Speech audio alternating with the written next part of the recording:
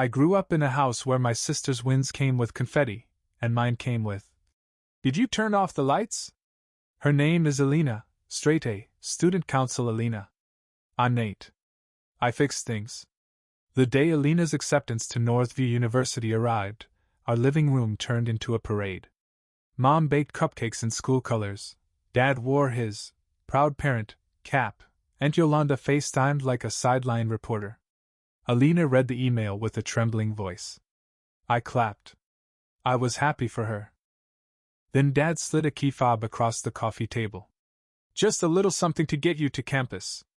Outside, under a "Congrats" banner, sat a glacier white Audi A5 with a bow large enough to block the sun. Mom checked my face like a weather app. Don't be weird, Nate, she said. Your time will come. 2 weeks later, my acceptance came, from Dayton Trade Institute's Automotive Collision and Refinish program. I carried the letter into the garage where Dad was polishing the Audi. I got in, I said. He didn't look up. Good. Honest work. You'll always have something to fall back on. Mom smiled tight. That's nice. You can take the bus. So, your time will come. Meant, your bus will come, if it's in the mood. Alina hugged me gently. You'll be great, she whispered. If you ever need to borrow the Audi. She glanced at Dad. Maybe not. It bruised. The difference. I took the bus schedule off the fridge and stuffed it in my pocket. If you show me a closed door, I'll look for the hinge screws. That summer I worked overnight at Sal's grocery and mornings, I helped Mr. Benton, a retired mechanic next door. He had a rust-eaten pickup, a lawnmower that screamed like a haunted violin, and a dog named Milton who judged me constantly. Mr. Benton paid me in cash, advice, and frozen sandwiches his late wife had labeled. Hands like yours? He'd say. You'll never be hungry. At home, dinner conversations were weather reports about Alina. By August, she had dorm bedding, 5 planners, and a TikTok photo of the Audi in golden hour. I had a bus pass and boots that smelled like Produce-Isle misting. The night before orientation, Dad tossed me a reflective vest for shop class and a speech about keeping expectations realistic. Mom added, Northview is demanding for your sister. We'll be focused on helping her adjust. Translation, be low maintenance. I set my alarm for 5:10 a.m. The bus stop was a metal bench behind the Baptist church. Dew soaked my backpack. When the bus finally sighed to a stop, the driver said, You knew? Like he was welcoming me to a planet where time is a rumor. Dayton Trade Institute isn't fancy. It smells like solvent and ambition. Our instructor, Ms. Hargrove, asked what we wanted out of the program. Guys said, a job, a shop, not to breathe filler dust forever. I said, I want to be the person people call when their day hits a pole and their hope needs pulling out. She nodded. Then show up. Early. Always. So I did. I learned to read damage like Braille, to blend paint so the sun can't catch you lying, and to hold the DA sander until your wrists buzz for an hour. On weekends, Mr. Benton let me practice on the pickup, which we named Lazarus because it refused to stay dead. And every morning at that bench, buses breathed past while Alina posted the Audi with captions like, She purrs. Good. Let it purr. I was teaching myself to roar. What I remember from that season isn't the Audi or the bus. It's the look I caught in the convex mirror over Ms. Hargrove's bench after I pulled my first and perfectly, my own grin, surprised at itself. Like I'd found the screw holding the door. I kept that look. I fed it. I saved. And I made a quiet promise I wouldn't say out loud at home. One day I'll hang my own shingle. And if anyone in this family ever needs my help, they'll book an appointment. Like everyone else. Trade school gave me a new alphabet P4 primer, U for urethane F4. Flex additive, use it. Ms. Hargrove ran on black coffee. My gloves squeaked when I was nervous. Home didn't change. Dinner had an Audi-shaped shadow, Mom on garages, Dad on Northview connections. Me passing the salt. Alina tried. She brought me a Northview keychain. For your bus pass? She said, wincing. When Dad wasn't looking, she squeezed my arm. Tell me if they make you do stuff for free. Week 3, the Audi met reality, a rear quarter bow bump from a grocery cart lane. They called it a little kiss. It looked like a headbutt. Nathan, Dad said, be a champ and smooth this out for your sister. Good practice for your portfolio. Do I get to put worked for luxury client on it? I asked. He chuckled. Alina bit her lip. I can pay. Absolutely not. Mom cut in. Family helps family. So I helped. I set up a pop-up tent in the driveway. I massaged the metal, feathered the paint, and blended until the sun pretended nothing happened. When I finished, the panel was glacier white again, no hint a buzz kid did it for free. Dad clapped my shoulder. Knew you'd be handy. He handed me a slice of pizza on a napkin. My tip. That night I opened my notes app and wrote a fake invoice. Audi A5 rear quarter 6. 2 labor HRS $0. Family discount 100%. Lesson, charge next time. In class, Ms. Hargrove caught me fixing a tiny paint run. Perfectionism will either make you great or make you broke, she said. To be great and not broke, make a price sheet. Mr. Benton backed her up from his lawn chair. People value what they pay for, he said. Start small. Charge fair. Keep promises like wet paint, no fingerprints. So I practiced on everything: mailbox dents, a neighbor's lawn chair, a toolbox that looked like it had survived 3 tours. My first paying client found me there, Nurse Carla, whose Corolla had a parking lot tattoo. I saw you fixing that chair, she said, voice thin from a double. Do you work on real things? I can do it for labor plus materials, I said, trying to sound like a business. 180 okay? She exhaled. Deal. I worked under Mr. Benton's floodlight, every mosquito in Ohio attending. When the dent softened and the blend disappeared, she touched the panel like it was still warm from the factory. She pressed cash into my hand with that tiny tremble people get when something finally goes right. 2 20s extra. For staying late, her note said. I didn't tell my parents. I told Ms. Hargrove. Build a kit, she said. Compressor, decent gun, portable lights. Find a booth you can rent. So I started a jar, compressor in black marker. After a week, a smaller jar sign. Transporting parts by bus became slapstick. Try climbing on board with a bumper shaped like a crescent moon. Carry on? The driver asked. It's a personality trait, I said, wedging it. 2 neighborhoods over I found Ortiz, a body man who rents his paint booth after hours if you don't annoy him. I'm careful, I said. You're young, he replied, handing me a broom. Under his fans, my work got cleaner, my jar got heavier. At home, the Audi kept starring in anecdotes. Alina called once, whispering from her dorm. I hate that they asked you for free. Tell me if they do it again. They won't, I said. Not angry. Just scheduled. Some nights, after clear coat, I sat on the booth threshold and pictured a bay with my name on the wall. Not big. Not flashy. Clean lines, good light. A place where people walk in with shame and drive out with relief. On the ride home, the jar tapped in my backpack like a patient drummer. And each time I passed the bow spot where the Audi once posed, I pictured a different bow, thin red ribbon, tight knot, across a glass door with my logo. Soon, I promised a version of me still wearing a reflective vest. We're going to price our worth. We're going to unlock the hinge. Cash jars grow slow, then all at once. By mid-semester the compressor jar had a real clink. I found a used unit in a sketchy listing and brought Mr. Benton to make sure it wasn't a humidifier in costume. It roared, coughed, then settled into the thrum painters get sentimental about. I named it Hilda. She lived in Mr. Benton's shed beside Milton's throne, a flattened box labeled Do Not Sit, which Milton sat on anyway.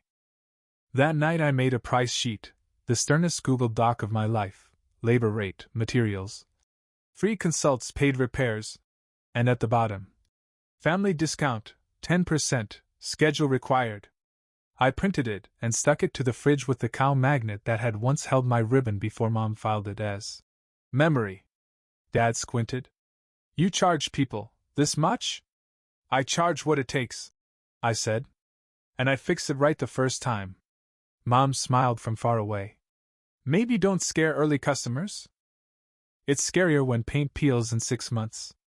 Alina came home that weekend, the Audi purring like it owned the cul-de-sac. She saw the invoice pad. You have fonts, she whispered. Please don't let them guilt you. 10% is love, I said.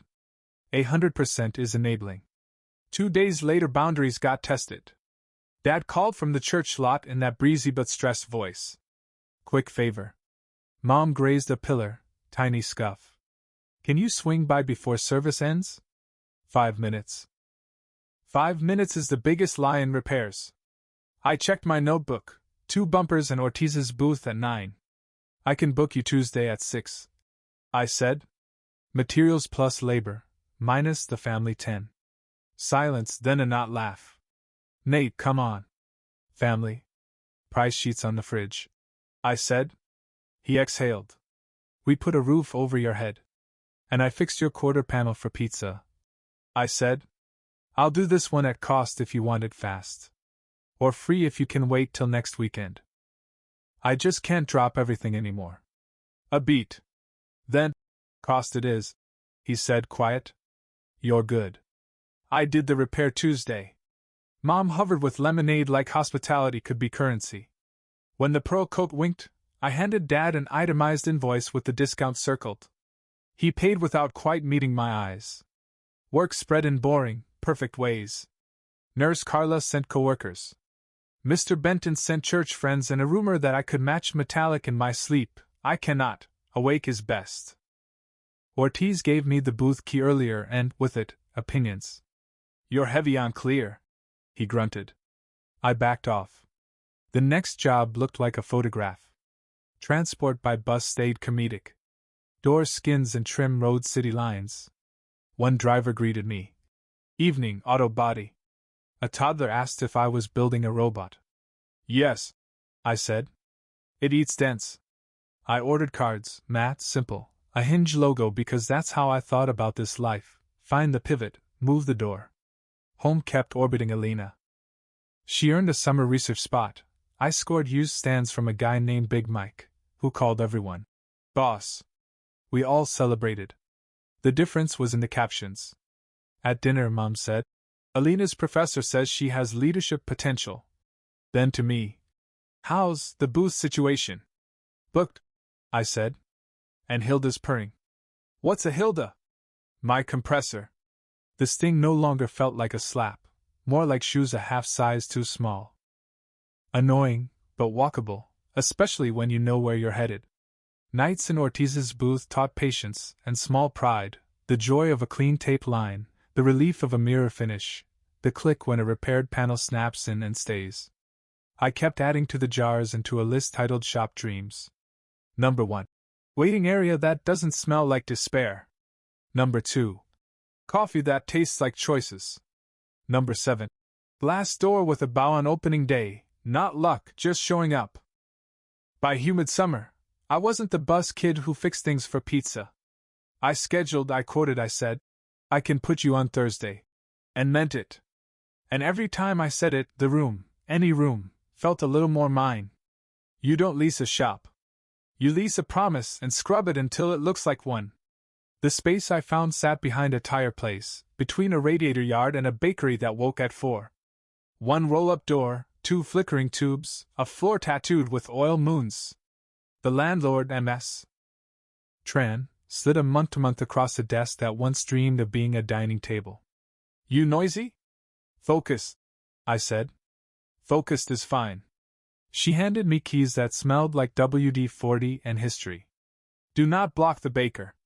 Ortiz blessed the place with a dented parts cart and a box of masking tape. For when patience runs out, he said. Mr. Benton brought Milton and an air hose, then pretended to forget the hose so I'd keep it. Don't die, he said. And not on fresh clear. I hung pegboard, taped up my hinge logo, and painted with Alina. No bow, no speeches, just primer on our jeans. She stuck a Polaroid on the mini fridge. I'm not smiling so much as bracing. It still looks like hope. Graduation was in the auditorium with the good AC. Ms. Hargrove called my name like she was tuning a guitar. Dad had a work conflict. Mom texted a blue heart, and Alina clapped like she could pull sound from the rafters. After MS. Hargrove pressed a small box into my hands, a spray gun. I didn't cry. My throat filed a complaint. I took the bus to my bay for the last time, carrying that box like rent money. The driver said, "Evening, auto body," and grinned when I answered, "Keys." The van came later, dented white, mismatched mirrors, a seat that remembered stranger knees. Not glamorous, just honest. Opening day had no ribbon, just a thermos, a broom, and a text from Miss Tran. "Do not block Baker." I posted the hinge on the glass. 12 people liked it. Nurse Carla arrived with a coworker whose bumper looked like it lost a bar fight. We wrote a real estimate at a real counter. I aligned the panel, checked gaps like a fussy tailor, and swept again. Dad stopped by en route to somewhere important. He walked the bay as if waiting for the walls to confess they were temporary. "So this is it," he said. "This is it," I said. "You're charging actual prices? There's a sheet on the wall." He nodded once, then twice, like his neck needed rehearsal. Proud of the initiative he managed, which, in his dialect, is early for "good job." Sunday, at my parents' cookout, Dad stage whispered, "Neighbor's got a bumper scuff. Be a champ and take a quick look?" I checked the time, 2 jobs waiting, booth at 9. I can book him on Tuesday. Materials, labor, minus the family 10. He blinked like I'd answered in a language he nearly knew. The neighbor came on Tuesday, stood in my clean bay, and read the price sheet the way people read promises. "Fair," he said, and handed me a deposit with 2 hands. I kept paint at Ortiz's. The bay was for prep and pride. Nights became choreography: scuff, clean, mask, prime, sand, repeat. Hilda hummed. Fan's word. Sometimes the bakery laughed bread into existence. It felt like neighbors. Alina left post-its in dumb places, on the compressor. "Hilda is queen," inside the glove box. "Break glass for imposter syndrome," on the glass. "People walk in bent. You send them out straight." Midnight laughs are strange medicine, but they work. Money wasn't dramatic, it was commas behaving. I paid Miss Tran, replaced haunted lights, and learned which suppliers bring parts and which bring stories. When a customer said, "I heard you're honest," I didn't pretend otherwise. I just tried to keep up. One evening, I locked up and stared at the hinge until dusk stole it. The bus bench was miles behind me, the Audi bow further still. Ahead, not a highway yet, but a lane I was laying at the speed of a tape line. I didn't need applause. I needed the door to stay open. I hung my keys on a peg labeled home, and went there like a person who'd earned sleep. Year 2 looked like invoices, coffee, and a permanent constellation of dust on my boots. I added a second pegboard, a couch that didn't smell like despair, and a sign. "We fix cars. We also fix days." Work grew. Ortiz sent overflow. People who needed honesty on Tuesday and gloss by Friday. I hired Maya for weekends, steady hands, dark humor. When a customer asked to talk to the guy, she slid them my price sheet. "You just did." Alina graduated into a lab job and brought bakery boxes on Thursdays. Sometimes she swept and we talked about the boring, important parts of adulthood: filters, budgets, chairs that don't collapse when uncles visit. My parents hovered, present enough to hear, distant enough to doubt. Dad texted links titled, "How to Start a Business." Mom commented, "Proud," on the shop page and then asked about discount bundles for church friends. I kept answers soft but firm. 10% was love. 100% was enabling. Adjusters speak a dialect where reasonable means if physics takes a day off. I learned to translate without starting wars. Maya taped a note above the phone, "Be a golden retriever with a calculator." Then the group chat pinged, MOM. "Emergency. Are you at the shop?" 30 seconds later, Dad pulled the van out. "We're on our way." No emojis, our siren. They arrived in an SUV whose front end had kissed a concrete planter. Everyone okay? I asked, before estimates, before speeches. We're fine, Mom said. But we need it fixed by Saturday. Your father's retirement dinner. And we don't want insurance, Dad added. Premiums. He said it like a curse. So, family discount. I measured gaps, felt for hidden crumple, listed parts. Maya rolled the cart like a pit crew philosopher. Bad is cheap, she murmured. Hidden is expensive. I totaled the estimate, subtracted 10%, and circled family discount in red. I can do it right by Friday if we start today. Mom tapped the number like smaller digits might leak out. We thought maybe, half? Since you know us. The room cooled. I could feel 17-year-old me at a damp bus stop, 21-year-old me under an Audi for pizza. The hinge on the door with my name held steady. Alina stepped closer to Mom. We pay him, she said. We pay people. Dad tried the old line. We put a roof over your head. And I'm grateful, I said. I'm also keeping one over mine. I won't send you out unsafe. Here are options. I flipped the clipboard. Insurance. I'll document and fight for OE parts. Or out of pocket. I keep the 10, we split into 3 payments, and I reuse the crash bar only if it's within spec. Mom's voice thinned. They pushed him out early, she said, touching Dad's sleeve. We didn't plan this. I understood. That's the worst part of boundaries. I'll be fair, I said. I just can't ask Maya to work for free or for physics to take a holiday. Dad searched my face for a secret sibling discount. What if we shout you out at the dinner? Our marketing budget is honesty and return calls, I said. They left, to think. Alina lingered. I can help, she said softly. You already did, I said, tapping the glass where her post-it had been. First bow on this door. 2 hours later, my office phone rang. Unknown number. On the adjuster, a man said. Your parents. Every shop either quoted higher or sent them to voicemail. Also, the church treasurer says your work's good. I looked at the cow magnet holding my price sheet. I can fit them in if they drop a deposit by 5. I said. And if we do it right. A pause. They're on their way, he said. They sounded desperate. I set the clipboard on the counter. The door swung once and settled, the hinge doing its quiet, stubborn job. I took a breath that tasted like primer and mercy, and waited for the bell to tell me who we all were now. They returned at 4:42, carrying the kind of silence you trip over. Dad set a deposit down with 2 fingers. Mom said softer, Thank you for squeezing us in. I didn't squeeze, I said. I scheduled. Adjuster Greg arrived, clipboard like a shield. We documented crush zones, took photos like tourists at disaster land, and I ordered parts that made my credit card breathe audibly. OE bumper cover and absorber, I said. No mystery plastic. Greg nodded. Appreciate the grown-up sentence. While parts shipped, I prepped. The crash bar was within spec, the headlight bracket wasn't. I called Dad. I can weld it, but I won't guarantee it. Replacement is safer. How much safer? The kind you don't regret on a rainy night. He sighed. I ordered the bracket. Alina showed up with thermoses and the face she wears when our family tries Monopoly with feelings. Want me to run parts? Sit, I said. Your morale. She told a story about a centrifuge attempting a jailbreak. Milton approved. Thursday, boxes landed like stubborn Christmas. Maya and I laid everything out in the kind of order that makes engineers tear up. Dad hovered.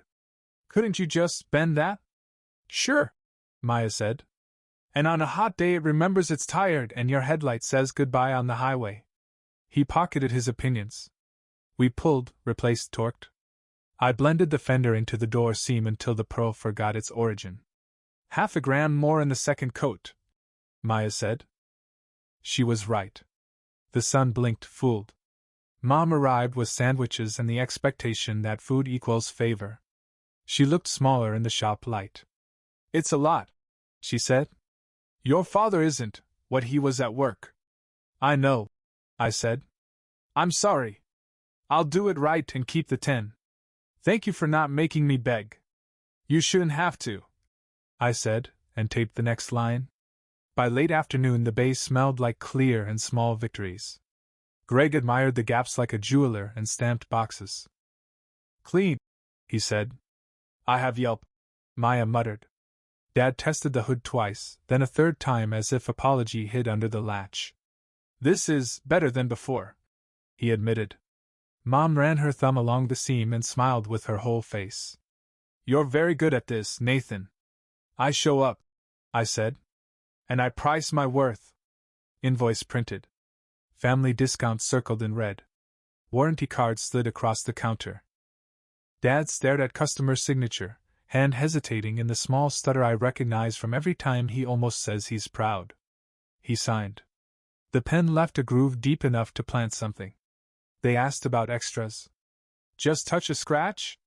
Throw in a detail? Buff headlights since you're already there?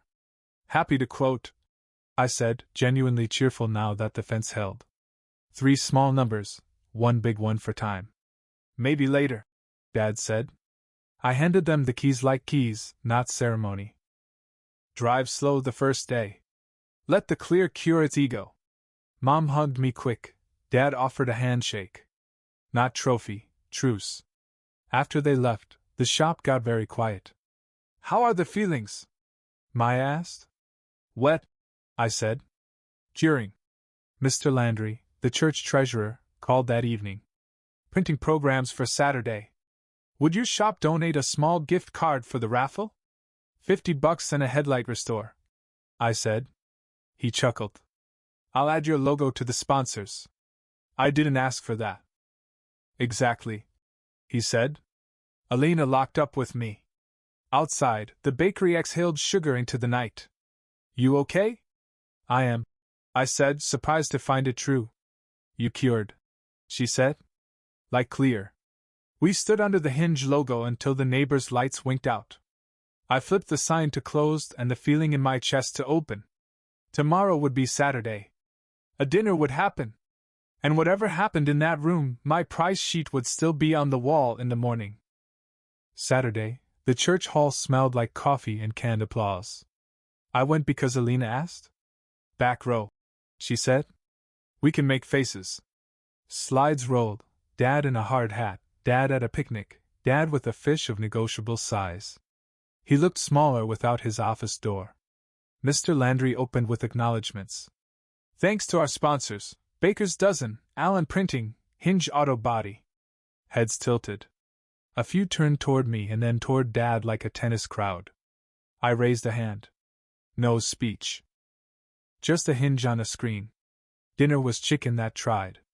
Our table included Mom's Bible study friends and a neighbor who whispered, Your rear quarter blend? Sorcery. I pretended to be humble and nearly succeeded. Speeches. Coworkers thanked Dad for showing up early and staying late, words I now loved. Finally, Dad took the mic. He cracked a joke about meetings, then found me. And my son, he said, voice warming.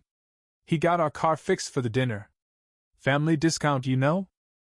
He smiled, inviting the room to chuckle at the good-natured efficiency of relatives.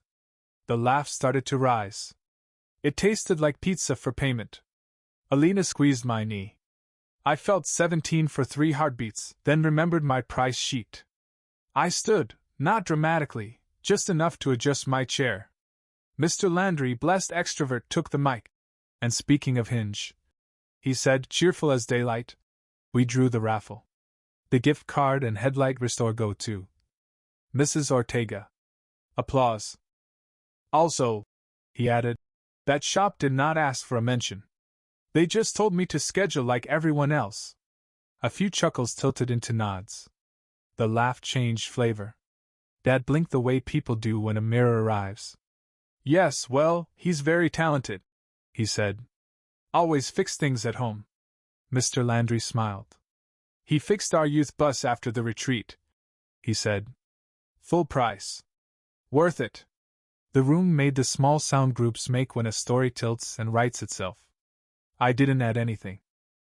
Silence is sometimes the cleanest clear coat.